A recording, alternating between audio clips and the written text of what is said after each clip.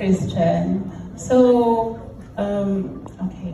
Hello. So you're from Arayat, and one of the mountains here in Pampanga is named after your municipality, Arayat. And I think there's a national park there, right?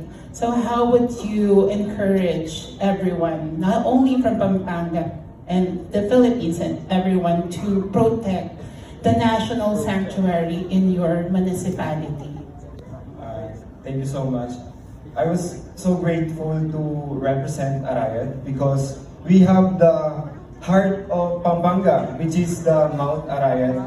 One of my advocacy is not only for animal welfare but also for protecting our environment.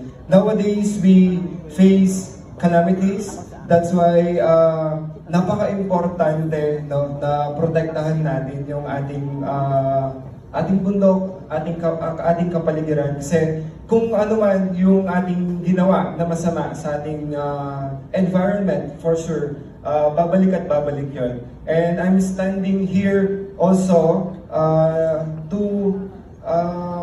to promote Arayat. No? I want to show others that Arayat is not only for stopover. We have a beautiful mountain scenery, and we have people that has a empathetic and a kind heart. Thank you so much.